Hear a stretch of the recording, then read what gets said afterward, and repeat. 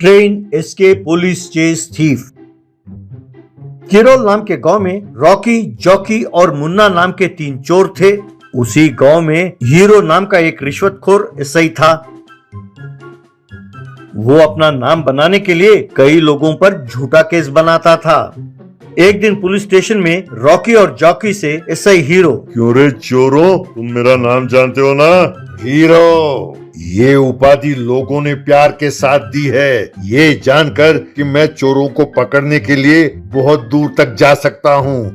Jockey, पर sir ये सब आप हमें क्यों बता रहे हैं? अगर आपको इतना ही शौक है तो एक नेम बोर्ड क्यों नहीं लगा लेते सर? Hero super hero. तब मुन्ना, हीरो सर, आपके इस उपाधि के पीछे हम तीनों का भी हाथ है सर। हमने इतनी सारी चोरियां की तभी तो आपको ये नाम मिला है सर। और इनमें तो आधे से ज्यादा चोरियां हमने की ही नहीं सर, बस आपने हमारे नाम के साथ चिपका दिया और नाम कमा लिया। तब एसआई, ए कमीने, अब तुम मेरे सामने जबान चलाता है? कहकर उन्हें खूब मारने लगा। कुछ दिनों बाद गांव के बाहर एक ढाबे में कांस्टेबल से हीरो, भाई लगता है कि लोग इस हीरो को भूल गए हैं। YouTube वगैरह में अपना ट्रेंडिंग नहीं हो रहा है, इसीलिए ये जैकी और उसके गैंग के साथ चेसिंग का एक प्लान बनाया मैंने। कल जब हम इन्हें कचहरी ले जाएंगे तब रेलवे स्टेशन के पास इन्हें छोड़ देना। वहाँ भीड़ में ये लोग भागने की कोशिश करेंगे ना, तब मैं उन्हें पकड़कर उछल उछल कर मारूंगा। तब उसका तुम सब वीडियो बनाना, तब YouTube में ट्रेंडिंग होगा अपना। समझे कि नहीं समझे? तब कांस्टेबल, ठीक है सर, ऐसा कहा। अगले दिन 2 जीपों में पुलिस उन्हें कचहरी ले जा रही थी। थोड़ी दूर जाने के बाद रेलवे स्टेशन के पास जीप रोककर पुलिस ने कहा, अब उतर कर जाओ तुम तीनों। जैकी और उसकी टोली समझदारी के साथ रेलवे स्टेशन की ओर भागने लगे। तब हीरो कांस्टेबल से, सुनो, तुम मेरे साथ वीडियो निकालते हुए दौड़ना, उन्हें पकड़कर उनकी खूब धुलाई करूंगा। जैकी और उसकी टोली रेलवे स्टेशन की ओर भागने लगे। उनके पीछे पीछे हीरो भाग रहा था। यूं थोड़ी दूर भागने के बाद जैकी और उसके दोस्त रेल की पटरी में कूदे और वहां दौड़ने लगे। तब जैकी, ए हीरो, अगर दम है तो हमारे पीछे नहीं दौड़ना, वो जो रेल खड़ी है ना उसे पकड़कर हमारे पीछे दौड़ो तो माने, तब देखेंगे लोग तुम्हें हीरो कहते हैं या एकदम निकम्मा। तब हीरो जोश में आकर ट्रेन की ओर गया। ट्रेन के इंजन के ड्राइवर को बाहर धकेल दिया और खुद ट्रेन में बैठकर ट्रेन को चलाने लगा। वो ट्रेन जैकी और उसके दोस्तों के पीछे तेजी से जाने लगी। थोड़ी दूर दौड़ने के बाद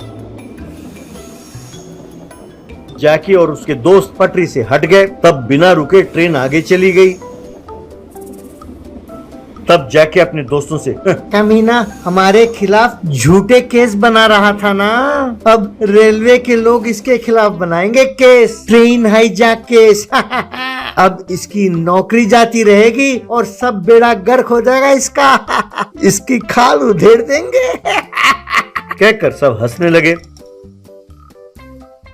कानपुर कीमा मटन बिरयानी। कानपुर नाम के गांव में प्रकाश नाम का व्यक्ति रहता था। वो बिरयानी बनाकर बेचता था, लेकिन वो अपने बिरयानी के लिए घटिया क्वालिटी का मटन प्रयोग करता था।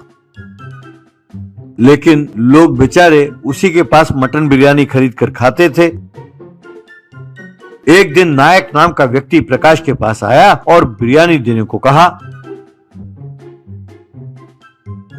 प्रकाश ने उसे बिरयानी दिया। उसे खाकर नायक, इसे कोई बिरयानी कहता है? लगता है पूरे कानपुर में एक तुम निकम्मे हो। तब प्रकाश, अच्छा भाई, तुम हो कौन जो मेरे बिरयानी के बारे में बात कर रहे हो? तो चलो तुम ही बताओ बिरयानी कैसे होनी चाहिए, मैं तुमसे सीख लूंगा। तब नायक, अरे कमीने, मैं तुम्हें क्या सिखाऊं, तुम खुद YouTube चैनल में देख लो। उसी में 100 किस्म के बिरयानी के नुस्खे हैं। उसमें खास तौर पर कानपुर का कीमा मटन बिरयानी के बारे में देखो और वो नुस्खा सीख कर तुम खुद मटन बिरयानी बनाना शुरू करो।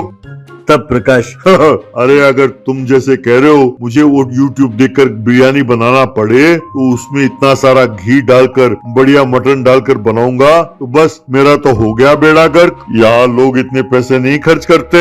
नायक, अरे भाई, तुम बढ़िया बिरयानी बनाकर दोगे तो लोग जरूर खरीदेंगे, चाहे तो परख लो। तुम्हारे इस घटिया बिरयानी की जगह मैं कानपुर मटन कीमा बिरयानी बनाकर दिखाऊंगा। कहकर वहां से चला गया।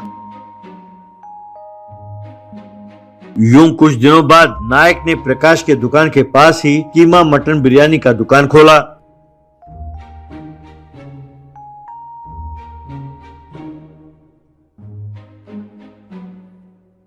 कीमत ज्यादा था, लेकिन फिर भी धीरे धीरे लोग नायक के पास आकर मटन कीमा बिरयानी खाने लगे। इस तरह कुछ ही दिनों में प्रकाश का धंधा एकदम ठप पड़ गया। नायक के पास लोग आकर बिरयानी खाने लगे।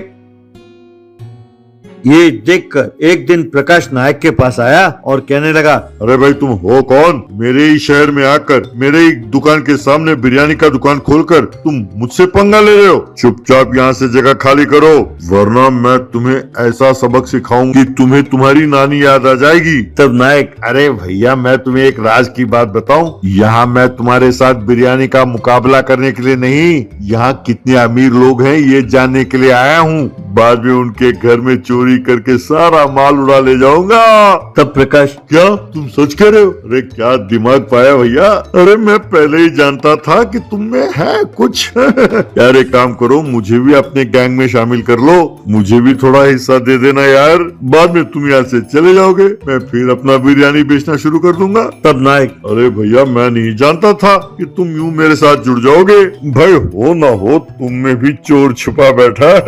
कल रात को अपना जो एमएलए है उसके अलमारी के पास खड़े रहो, मैं गांव के सबके घरों में चोरी करके एमएलए के घर पहुंच जाऊंगा, वहां उसके अलमारी से माल उड़ाएंगे, वहीं बांट लेंगे, फिर वहां से चले जाएंगे। क्यों, क्या कहते हो?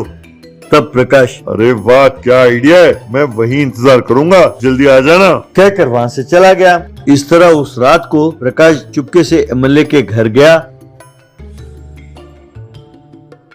उसके घर में जाकर अलमारी के पास उनका इंतजार करने लगा। यूं काफी देर तक इंतजार करने के बाद जब नायक नहीं आया तो प्रकाश बेसब्र होकर एमएलए के घर के अलमारी को खोला। उसकी आवाज सुनकर एमएलए जागा। तब प्रकाश वहां से भागने लगा। तब घर के लोग और एमएलए के कुत्ते प्रकाश का पीछा करने लगे और उसे पकड़कर खूब मारने लगे। बाद में एमएलए ने पुलिस को बुलाया। पुलिस आकर प्रकाश को लेकर चली गई। तब से प्रकाश नायक से पंगा नहीं लेता था और नायक कीमा मटन बिरयानी बेचता हुआ मजे से अपना जिंदगी गुजारने लगा।